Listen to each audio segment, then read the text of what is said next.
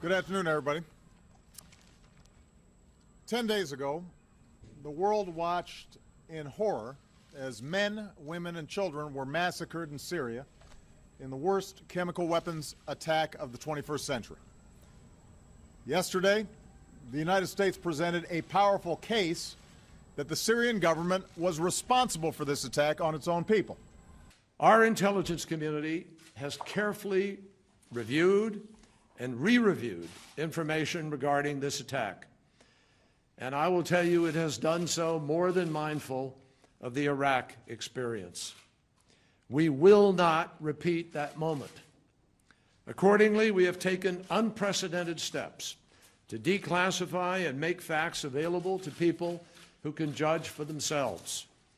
But still, in order to protect sources and methods, some of what we know will only be released to members of Congress, the representatives of the American people. That means that some things we do know, we can't talk about publicly. So what do we really know that we can talk about? Well, we know that the Assad regime has the largest chemical weapons program in the entire Middle East. We know that the regime has used those weapons multiple times this year and has used them on a smaller scale, but still it has used them against its own people, including not very far from where last Wednesday's attack happened. We know that the regime was specifically determined to rid the Damascus suburbs of the opposition, and it was frustrated that it hadn't succeeded in doing so. We know that for 3 days before the attack, the Syrian regime's chemical weapons personnel were on the ground in the area making preparations. And we know that the Syrian regime elements were told to prepare for the attack by putting on gas masks and taking precautions associated with chemical weapons. We know that these were specific instructions. We know where the rockets were launched from and at what time. We know where they landed and when. We know rockets came only from regime-controlled areas and went only to opposition-controlled or contested neighborhoods. And we know, as does the world, that just 90 minutes later, all hell broke loose in the social media. With our own eyes, we have seen the thousands of reports from 11 separate sites in the Damascus suburbs. All of them show and report victims with breathing difficulties, people twitching with spasms, coughing, rapid heartbeats, foaming at the mouth, unconsciousness, and death. And we know it was ordinary Syrian citizens who reported all of these horrors.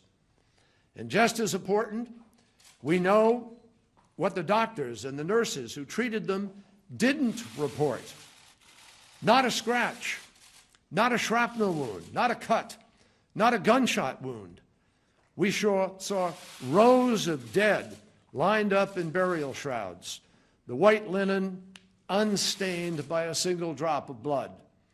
Instead of being tucked safely in their beds at home, we saw rows of children lying side by side, sprawled on a hospital floor, all of them dead from Assad's gas and surrounded by parents and grandparents who had suffered the same fate. Melodrama is not a substitute for a strategy. There are two key points here. One, for all the cue the violins sorrow, he did not explain why there is a real and present danger to the United States that merits the use of our military forces.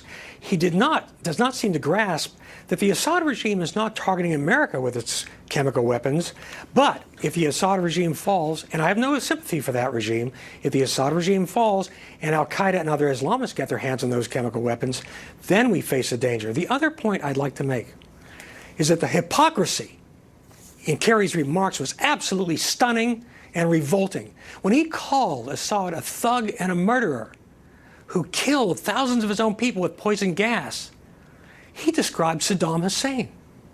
Saddam Hussein killed over 1 million people. Where was Kerry? Where was Obama then? Is there a difference? Was Saddam Hussein a good dictator who used good poison gas? Yeah. That was all melodrama, appealing to the emotions. We need hard-headed, rational analysis and strategy.